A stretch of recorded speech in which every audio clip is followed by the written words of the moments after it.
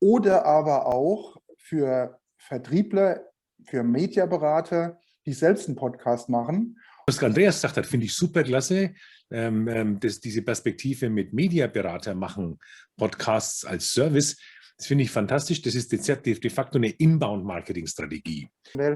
Wenn ich zum Kunden komme und der hört den Podcast, ich brauche überhaupt kein Thema anzuschneiden, die reden mich, die sprechen mich schon drauf an, was sie da gehört haben. Und das ist ein Rieseneffekt.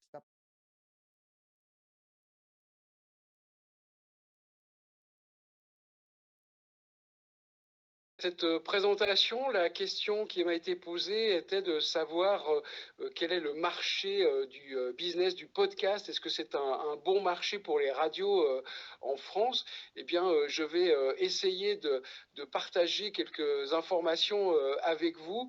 En ces informations, la première question est de savoir quel est le marché du podcast en France.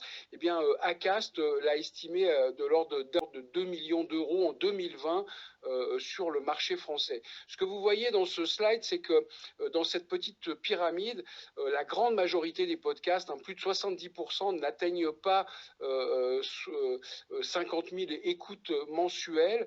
Et 50 000 écoutes mensuelles, c'est un seuil qui est important. C'est un seuil à partir duquel, en fait, le podcast va pouvoir commencer à générer des revenus significatifs. Évidemment, pour les podcasts qui ont beaucoup de succès, au-delà de 200 000 écoutes, c'est là que c'est le jackpot.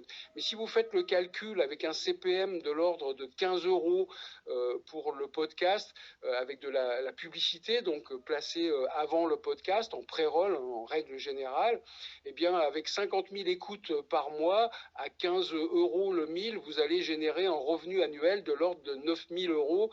Donc, voilà, pas de quoi faire fortune avec ça. Par contre, si vous placez des host reads, donc vous savez, les messages qui sont lus par le podcasteur lui-même, ça fonctionne très bien aux États-Unis et visiblement toutes les études prétendent que les auditeurs apprécient que ce soit le podcasteur lui-même qui fasse la publicité d'un sponsor.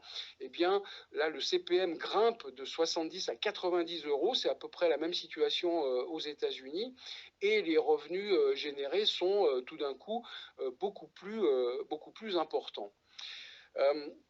Cela dit, vous voyez que le marché de la publicité